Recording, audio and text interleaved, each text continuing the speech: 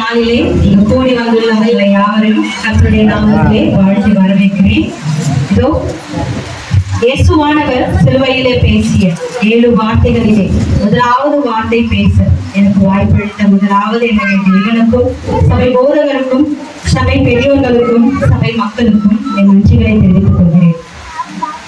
நாம் இங்கே இயேசுவானவர் சிலுவையிலே பேசிய முதலாவது வார்த்தையை தியானிக்க பார்த்தோம் என்றால், லூக்கா எழுதின சுவிசேஷம் 23ஆம் அதிகாரம் 34ஆம் வசனத்திலே தேவன் அங்கே கன்னிமரியாளின் கர்ப்பத்திலே தரித்தது முதற்கொண்டு 33 வருடம் இந்த உலகத்திலே வாழ்ந்து 30 வருடம் தன் குடும்பத்திற்காகவும் 3 வருடம் தன் ஜனங்களை ரட்சிக்க அவர் அநேக விதமான அற்புதங்களை செய்து போதகங்களை கொடுத்து அநேக அற்புத காரியங்களை செய்தவராய் இருக்கிறார். அவர் தன்னுடைய பிதாவின் சித்தத்தை நிறைவேற்ற அவர் இந்த பூலகத்திற்கு வந்தவராய் இருக்கிறார். அவர் சிலுவையிலே அறையப்பட்ட பொழுது முதலாவது பேசிய வார்த்தை எடுத்துக்கொள்ளும் லூக்கா எழுதின சுவிசேஷம் 23ஆம் அதிகாரம் 34ஆம் வசனம். அப்பொழுது இயேசு, பிதாவே இவர்களுக்கு மன்னியும், தாங்கள் செய்கிறது இன்னதென்று அறியாதிருக்கிறார்களே என்றார். அப்பொழுது இயேசு, பிதாவே இவர்களை மன்னியும், தாங்கள் செய்கிறது இன்னதென்று அறியாதிருக்கிறார்களே என்றார்.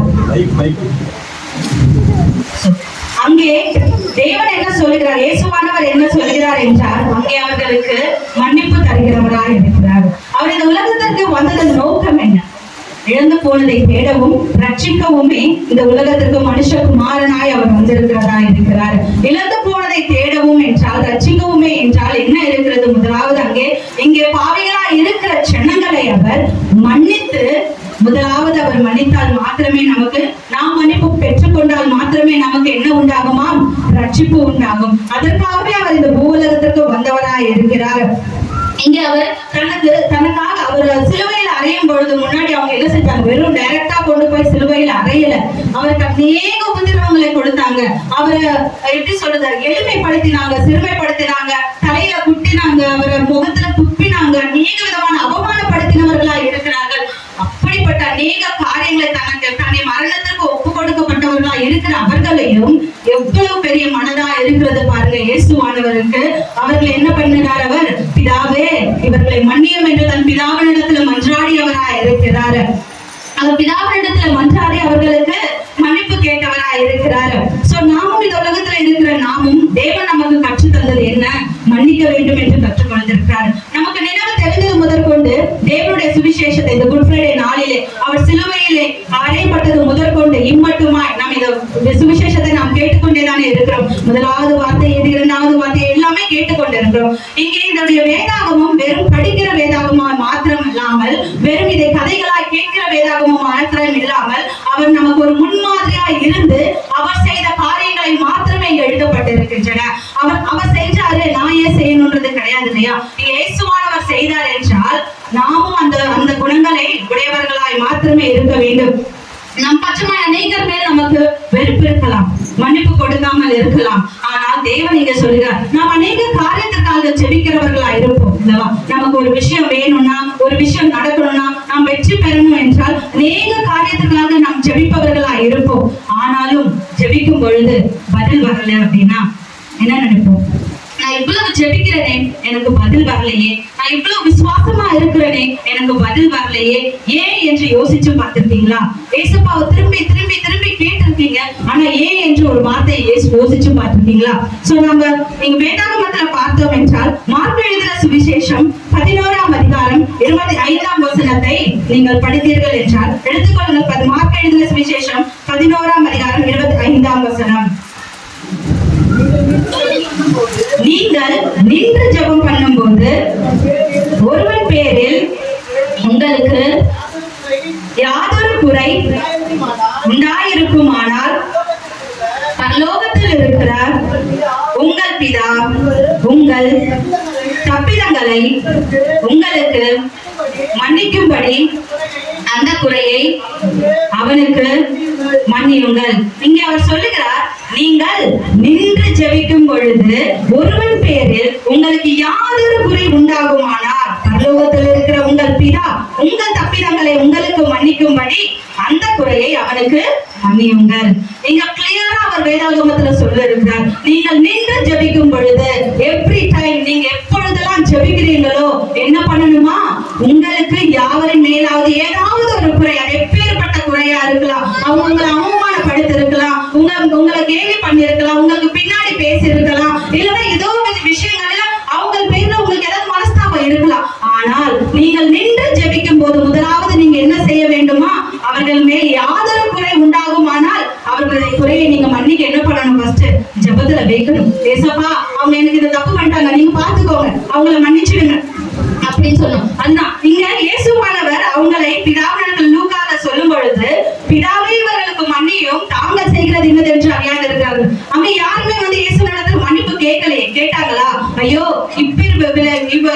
ஒரு குற்றமும் அறியாதவரை நாங்க இவ்வளவு காயப்படுத்தினோமே, நூற்றுக்கு அதிபதி இருந்தாங்க, போர் வீரர்கள் இருந்தாங்க, மத போதகர்கள் இருந்தாங்க, எவ்வளவு துன்புறுத்தினார்கள். அவங்க ஒரு விஷயம் கூட அவங்க யோசிச்சா இருதயத்துல, ஐயோ இப்படிப்பட்ட நல்ல மனுஷனை நம்ம இது அவமானப்படுத்திட்டோமே, அவர் இந்த விதமாக நம்ம எளிமைப்படுத்தணும்னு சொல்லிட்டு ஒருவரும் மனம் திரும்பி இயேசுவினிடத்துல அப்பா எங்களை மன்னிச்சுக்கோங்கன்னு கேட்கல. அவர்தான் மன்னிப்பு கேட்டாரு பிதாவினிடத்துல. அப்பா இவங்க செய்யறது என்னவென்று தெரியல, தெரியாம செய்யறாங்க, அவங்களை மன்னிச்சுக்கோங்கன்னு கேட்டாரு. கிரேக்க மூல பாஷையில சொல்லப்பட்டிருக்கிறது. இங்க நாம் ஒரு தடவை தான் இந்த வார்த்தையை பார்க்கிறோம், பிதாவே இவர்கள் செய்வது என்னதென்று தெரியாது இருக்கிறார்கள், ஒரு தடவை தான் கேட்கிறோம். ஆனா கிரேக்க மூல பாஷையில இயேசுவானவர் பிதாவினிடத்துல அவங்களை மன்னிக்கிற வரைக்கும் அவங்க பட்சமாய் அவர் பிதாவே இவர்களை மன்னியும், பிதாவே இவர்களை மன்னியும், பிதாவே இவர்களை மன்னியும் என்று மன்னிப்பு வருவது வரைக்குமே அவர்கள் பட்சமாய் அவர் மன்னிப்பு கேட்டவராய் இருக்கிறார். ஏன் தெரியுமா, அவங்க மன்னிப்பு இல்லைன்னா அவங்க நிர்மூலமாகி போடுவாங்க, நின்ன இடத்துல அழிந்து போயிருப்பாங்க. அவங்க செய்த பாவம் எப்படிப்பட்டது, விலையேற பெற்ற ஒரு குற்றமும் அறியாத அந்த ரத்தத்தை சிந்துவதற்கு அவர்கள் பாவிகளாய் ஆக்கப்பட்டார்கள். யோசிச்சு பாருங்க, எவ்வளவு கோபம் வந்திருக்கும். தம் பிள்ளைகள் மேல ஏதாவது ஒரு விஷயம் மத்தவங்க செஞ்சாங்கன்னா நமக்கு எவ்வளவு ஒரு கோபம் வரும். பிதாவானவர் தன்னுடைய சித்தத்தை நிறைவேற்ற தன் தாழ்த்தி தன் குமாரனை அனுப்பிய பொழுது அந்த காரியங்களை பார்க்கும் பொழுது அவர் எவ்வளவாய் தன் இருதயத்துல மனஸ்தாபப்பட்டு, ஐயோ இவங்க தெரியாம செய்யறாங்க, இவர்கள் மேல அந்த பாவம் சுமத்தப்பட்டா அவங்க நிர்மூலமாக்கப்படுவாங்க, அவங்க அழிக்கப்படுவாங்க என்று சொல்லி அவர்கள் பட்சமே அவர்கள் மன்னிப்பை கேட்கல. ஆனாலுமே இயேசுவானவர் மன்னிப்பு கொடுத்தவராய் இருக்கிறார். இந்த காலத்திலேயே நம்ம இடத்துல யாராவது நம்ம பட்சமா யாராவது தப்பு பண்ணிட்டாங்க, நமக்கு விரோதமா செஞ்சுட்டாங்கன்னா நம்ம மன்னிச்சிருவோம்? அவ்வளவு சீக்கிரத்துல மன்னிக்க மாட்டோம். என்ன கேட்கணும், அவங்க என்ன மன்னிப்பு கேட்கட்டும், அதுக்கப்புறம் நான் பாத்துக்கிறேன். ஆனா கடவுள் அந்த இருதயத்தை நமக்கு சொல்லி கொடுத்திருக்காரு. வேதாகமத்துல அப்படியா சொல்லி கொடுத்திருக்காரு. அவங்க உங்க இடத்துல மன்னிப்பு கேட்டாங்கன்னா அப்ப நீங்க மன்னிங்க அப்படின்னு வேதாகமத்துல எங்கேயுமே சொல்லப்படவில்லை. என்ன சொல்றாரு, அவங்க மன்னிக்கலனாலும் பரவாயில்ல, நீங்க மன்னிங்க. தேவன் அவருடைய சாயலாய் நம்மை உருவாக்கி கொண்டார். அவருடைய ஜீவ காற்றை நம்முடைய நாசியிலே ஊற்றினார். அவருடைய சாயல் மட்டும் இருந்தா போதுமா? அவர் எதற்காக இந்த பூவுலகத்திற்கு வந்தார்? எதை அவர் சுவிசேஷத்துக்கு இந்த பூவுலகத்திற்கு வந்தார்? எதை சொல்லிக் கொடுத்து போயிருக்கார்? அவருடைய நற்குணங்களை நாம் ஏற்றுக்கொள்ள வேண்டும். நாம மன்னிப்பு கொடுத்துட்டோம், மன்னிப்பு நம்ம தரோம். நம்ம மன்னிப்பு கொடுக்கறதுனால எனக்கு என்ன லாபம் இயேசுவே? நான் என்ன பெற்றுக்கொள்வேன்? எனக்கு என்ன இருக்கு? அவன் சும்மா என்ன இது பண்ணிட்டே இருக்கான். ஆனா தேவனுடைய ஒரு குணத்தை நீங்க பெற்றுக்கொண்டு அவங்க என்ன விதமான காரியத்தை செய்த பொழுதிலும் நீங்கள் அவர்கள் பட்சமாய் மன்னித்தீர்கள் என்றால் அவர்களும் மன்னிப்பதற்கு மனம் திரும்புவார்கள். ஹல்லேலூயா. இப்ப நீங்க இயேசுவின் பிள்ளைகளா இருந்து ஒரு ஆத்துமாவை ரட்சிக்கவே நீங்க வழிவகுக்கிறவர்களா இருக்கீங்க. அவன் செஞ்சுட்டான் தப்பு, நான் மன்னிக்க மாட்டேன். உங்களுக்கு உங்க தாய் தகப்பன் மேல் கோபம் இருக்கலாம், உங்கள் பிள்ளைகள் மேல் கோபம் இருக்கலாம், உங்க மாமியார் மேல் கோபம் இருக்கலாம், மருமகன் மேல் கோபம் இருக்கலாம், கணவன் மேல் இருக்கலாம், மனைவி மேல் இருக்கலாம், பக்கத்துல இருக்கவங்க, வேலை செய்யறவங்க, அநேக விதமான கோபம் இருக்கலாம். யோசிச்சு பார்த்திருப்பீங்க, ஏன் இவங்க எனக்கு மட்டும் இப்படி செய்யறாங்க அப்படின்ட்டு. ஆனா இங்க இயேசுவானவர் மன்னிப்பு கேட்காமலே மன்னிக்கப்பட்டிருக்கிறார் என்றால் நாமளும் அந்த இருதயம் நிறைந்தவர்களாய் முதலாவது அவர் யார் என்ன பாவம் செஞ்சாலும் உங்களுக்கு எதிராக என்ன காரியத்தை செஞ்சிருந்தாலும் பரவாயில்ல, நீங்க என்ன பண்ணணுமா, அவங்களுக்கு மன்னிக்கணுமா. நீங்க மன்னிச்சு நீங்க ஜெபிக்கும் பொழுது, நீங்கள் நின்று ஜெபம் பண்ணும் பொழுது, ஒரு வாட்டி ரெண்டு வாட்டி இல்ல, நீங்க எப்பெல்லாம் ஜெபிக்கிறீங்களோ அப்பெல்லாம் நீங்க ஜெபிக்கும் போது ஒருவன் பேர் யாதொரு குறையா இருந்தாலும் பரவாயில்ல, மனசுல கசக்க வச்சுட்டு நான் மன்னிச்சுட்ட போன்னு சொல்லக்கூடாது.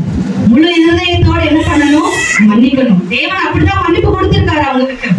அப்படிதான் பிதாவினிடத்துல மன்னிப்பு மன்னிப்பு கேட்டிருக்கார். தன்னுடைய முழு இருதயத்தோடு அவங்களுக்கு பிதாவே இவர்களை மன்னியும் என்று எவ்வளவு ஒரு இருதயம் நொறுங்குண்ட இருதயத்தோட கேட்டிருப்பார். அவர்கள் சரீரத்துல எவ்வளவு காயம் இருந்திருக்கும், எவ்வளவு வேதனை இருக்கும். அந்த வேதனையெல்லாம் அவர் தாங்கிக் கொண்டு இவர்களுக்காக அவர் என்ன பண்ணியிருக்கார், பிதாவின் இடத்துல பிதாவே இவர்களை மன்னியும் என்று துக்கத்தோடு ஏக்கத்தோடு மன்னிக்கிற வரைக்கும் விடலன்னா பாருங்களேன். அப்ப எப்படிப்பட்ட ஒரு அதிசயம். நாமும் அவர்களை மன்னிப்போம் என்றால் நமக்கு தடைப்பட்டு போயிருக்கிற காரியங்கள், நீங்கள் ஜெபிக்கும் பொழுது உங்களுக்கு என்னென்ன காரியங்கள் தடைப்பட்டு போயிருக்கிறதோ ஒரு தடவை அவங்களை மனப்பூர்வமா மன்னிச்சு பாருங்க. ஆசீர்வாதம் பரலோகத்திலிருந்து உங்கள் பட்சமாய் வந்து சேரும். ஹல்லேலூயா, ஹல்லேலூயா. அவர் ஆசீர்வதிக்கிற தேவனா இருக்கிறார். எப்படி அவரை போல நம்ம நடந்து கொண்டா, அவர் நம்மளுக்கு கற்பித்த இந்த காரியங்களை நம்முடைய இருதயத்துல ஏற்றுக்கொண்டோம் என்றால், அவரை போல நாம் வாழ்ந்தோம் என்றால் மாத்திரமே அவர் நமக்கு அன்பு சொல்லி கொடுத்திருக்காங்க. ஒரு மேல பராமப்படு, அவன் மேல நீ கோபப்படு, அவனை அடி, அவனை தூஷி என்று எங்கேயுமே தேவன் நமக்கு சொல்லிக் கொடுக்கல.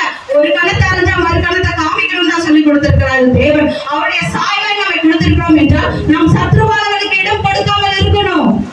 ஒருவரை மன்னிக்கல என்றால் நீங்க அங்கே சத்ருவானவருக்கு இடம் கொடுக்குறீங்க, ஏசப்பாக்கு இடம் கொடுக்கல. ஏசப்பாக்கு இடம் கொடுக்குறீங்கன்னா என்ன பண்ணணும், அவருடைய இருதயம் இருந்தவர்களாய் நாம் என்ன பண்ணணும், மன்னிக்கப்படணும். ஒருத்தரை நீங்கள் மன்னிக்கிறீர்கள் என்றால் இயேசுவானவருக்கு நீங்கள் இடம் கொடுக்கிறீர்கள். ஒருத்தரை நீங்கள் மன்னிக்கவில்லை என்றால் சத்ருவானவனுக்கு இடம் கொடுக்கிறீர்கள். நீங்களே தீர்மானித்துக் கொள்ளுங்கள் யாருக்கு நீங்கள் இடம் கொடுக்க வேண்டும் என்று. இங்க அவர் அநேக வேதனைகள் பட்ட பொழுதிலும் அவர் அவர்களுக்கு பிதாவே இவர்களை மன்னியும் என்றுதான் சொல்லிக் கொண்டிருக்கிறார். அவர்கள் நமக்கு தேவன் ஒரு பரலோக ஜெபத்தை ஒண்ணு கற்று தந்திருக்கிறார் அல்லவா? தெரியும் இல்லையா? பரலோக ஜெபம் என்ன இருக்கு சொல்ல ஆரம்பிச்சோம்னா ஈஸியா வந்து ஸ்டார்ட் பண்ணி முடிச்சிருவோம். ஆனா இதுல இம்பார்ட்டண்டா ஒரு விஷயத்தை தேவன் சொல்லி இருக்கிறாரு. எங்களுக்கு விரோதமாய் குற்றம் செய்கிறவர்களை நாங்கள் மன்னிப்பது போல எங்கள் குற்றங்களையும் நீர் மன்னித்தருளும். எங்களுக்கு விரோதமாய் குற்றம் செய்கிறவர்களை என்ன பண்றோமா, நம்ம மன்னிக்கிறோமா? கடவுள் நமக்கு சொல்லி கொடுத்திருக்காரு. அப்ப என்ன பண்ணணும், நம்ம மன்னிக்கணும். மன்னிச்சுட்டுதான் அந்த ஜபத்தையே நம்ம பேசணும். நம்ம மன்னிச்சோம்னா மட்டும்தான் அந்த ஜபத்தை பண்றதுக்கு தகுதியுடையவர்களா இருக்கிறோம். சும்மா தேவனிடத்துல போயிட்டு நம்ம மனசுல கசப்பை வச்சுட்டு, நம்ம மனசுல வேதனையை வச்சுட்டு, அவங்க பேர்ல ஒரு கசப்பு வச்சுட்டு, ஒருவன் பேரில் உங்களுக்கு கசப்போ மன விரோதமோ ஏதோ ஒரு காரியம் இருந்துச்சுன்னா அவங்கள பார்த்தாலே எனக்கு பிடிக்கலங்க, அவங்க ஏன் இந்த மாதிரி செய்யறாங்க, பின்னாடி பேசுறாங்க இருந்துச்சுன்னா அவங்களே மனம் திரும்பி உங்களுக்கு ஆசீர்வாதமா ஜெபிச்சா கூட அவங்க தப்பாதான் தெரியுவாங்க. ஏன்னா இருதயம் நம்மகிட்ட தேவனுடைய இருதயம் கிடையாது. அவருடைய இருதயம் இல்லைன்னா நம்மளால நல்ல விதமா யாரையும் பார்க்க முடியாது. அவர் அவர் அவர் அவ்வளவு பெரியவர். தன்னை தான் தாழ்த்தி இந்த உலகத்துல வந்த பொழுது அவருக்கு எவ்வளவு நிமிஷம் இருக்குங்க. அவர் மேல குற்றம் செஞ்சவங்களுக்கு, அவர் மேல வந்து குட்டி இந்த மாதிரி பாருங்க முகத்துல துப்பினவங்களுக்கு எவ்வளவு நேரம் ஆயிருக்கும் அவர் வந்து ஒரு விஷயம் வந்து இது பண்றதுக்கு. ஆனா அவரை மன்னிச்சாரு. அந்த குணம் நம்மளுக்கு வேணும்ன்றதான் முதலாவதாவே அந்த வார்த்தை அவர் சொல்றாரு. ஃபர்ஸ்ட் நீங்க யார் எல்லாரையும் மன்னியுங்க, அதுக்கப்புறம் என்ன வேணுமோ கேளுங்க. தேவன் உங்களுக்கு ஆசீர்வதிக்கிறவரா இருக்கிறார். எங்களுக்கு விரோதமாய் குற்றம் செய்கிறவர்களை நாங்கள் மன்னிப்பது போல எங்கள் குற்றங்களையும் மன்னியும். இந்த பரலோக ஜெபம் சொல்லணும் அப்படின்னா நாம மன்னிக்கிறவர்களா இருக்கணும், அவருடைய குணம் நிறைந்தவர்களா இருக்கிறோம், நம்முடைய இருதயத்தை நாம் பரிசுத்தப்படுத்திக் கொள்வர்களா இருக்கிறோம். அவருடைய வருகை மிகவும் சமீபமா இருக்கிறது. அவருடைய வருகையில எடுக்கப்படணும்னா என்ன பண்ணணுமா, அவருடைய இருதயம் நிறைந்தவர்களாய் அவர் சொல்லி தந்த காரியங்களை நாம் வெறும் ஜெப ஆலயத்திற்கு வந்து போதகர் சொல்லும் போதோ இல்ல அநேகர் சொல்லும் போதோ இந்த காதுல கேட்டு இந்த காதுல விடாதவர்களாய் தன்னுடைய இருதயத்தை அதுக்கேற்ற வண்ணமாய் நாம் வணிந்து கொள்ள வேண்டும். அவருடைய காரியங்களை நம்ம இருதயத்துல வைத்துக் கொள்ள வேண்டும். அப்பொழுதுதான் நம்மளுடைய ஜெபம் கேட்கப்படும். கடைசியா ஒரே ஒரு ஸ்டோரி சொல்றேன். ஒரு பெரிய போதகர் இடத்துல வந்து 2 பேர் போறாங்க. அந்த 2 பேர்ல ஒருத்தருக்கு வந்து ஒரு மனைவி, நிஜமான நடந்த ஸ்டோரி தான். அவங்களுடைய மனைவிக்கு வந்து உடம்பு சரியில்லையா, நல்ல விசுவாசி, அவங்க கணவன் மனைவியும் விசுவாசி. ஜெப ஆலயத்துல வைத்து அநேக விசுவாசிகள் மத்தியில வைத்து அவர்களுக்காக ஜெபிக்கிறாங்க. அவங்க வியாதி குணமாகல. அவங்களுடைய மனைவிக்கு அநேக இடத்துல அவங்க உபவாசித்து ஜெபிக்கிறாங்க, வியாதி குணமாகல. இத்தனை நாள் ஜெபிச்சும் ஒரு இம்ப்ரூவ்மெண்ட் கூட தெரியலையேன்னு சொல்லிட்டு யோசிச்சுட்டே இருந்து அவங்க இருக்கிறவங்க சொன்னாங்களா, ஒரு பெரிய போதகர் இருக்காரு, அந்த இடத்துல போய் நாங்க ஜெபிச்சோம்னா குணமாயிடும் சொல்லிட்டு இவங்க 2 பேரும் அந்த போதகரை தேடி வராங்க.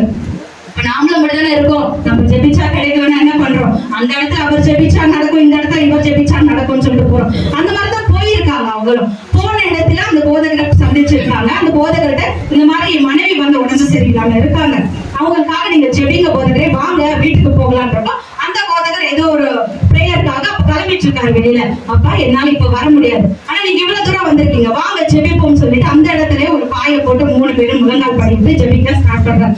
ஜெபிக்கும் போது இந்த போதகருக்கு ஒரு டவுட், இவ்வளவு விசுவாசியா இருக்காங்க, விசுவாச குடும்பமா இருக்கிறது, அநேக வாசித்து ஜெபிச்சிருக்காங்கன்னு சொல்றாங்க, ஆனா ஏன் கடவுளே அற்புதம் நடக்கல, ஏன் கடவுளை அற்புதம் நடக்கலன்னு அவர் ஜெபிக்கிறாரு.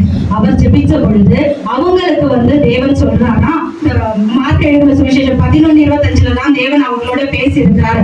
அவர்கள் நின்று ஜெபிக்கும் போது என்ன பண்ணணுமா, குறைகளை மன்னிக்கணுமா. இதுல இருந்து என்ன தெரியுது, அவர் விசுவாசி தான், அவர் பாஸ்டிங் இருக்கிறவர் தான், அவர் ஜெபிக்கிறவர் தான், ஆனா யார் மேலேயோ உனக்கு குறை இருக்குப்பா, முதல்ல அந்த பாவத்தை, அந்த தேவன் சொன்ன வார்த்தையை நீங்க கடைபிடிங்க, உங்களுக்கு அற்புதம் நடக்கும்னு சொன்னாரு. கூட வந்தவர் சொன்னாரு, இதுதானையான அப்பத்துல இருந்து சொல்லிட்டு வரேன், நான் பஸ்ல இருந்து வரும்போது உங்களை பார்க்க வரும்போது நான் இதுதான் சொன்னேன், நீ நல்ல விசுவாசியா இருக்க, ஆனா ஏன் தேவனுடைய வேதத்தின்படி நடக்க மாட்டேன்றன்னு கேட்டாராம். தேவனுடைய வேதத்தின்படி நாம் நடந்தோம் என்றால் நொடி பொழுதுல தேவன் அற்புதம் செய்ய வல்லவராயிருக்கிறார். நம்ம இடத்துல ஒரு அற்புதம் நடக்கவில்லை என்றால் முதலாவது நாம் நம்மை பரிசோதித்துக் கொள்வோம். நம் பேர்ல என்ன குறைவு இருக்கிறது, ஒருவன் பேர்ல உன் பட்சமா ஏதாவது குறைவு இருக்கிறதா, முதலாவது அதற்காக ஜெபியுங்கள். தேவன் சர்வத்தையும் தர வல்லவராயிருக்கிறார். இவ்வளவு நேரம் என்னுடைய வசனத்தை கேட்ட யாவருக்கும் என் நன்றியும் தெரிவித்துள்ளேன்.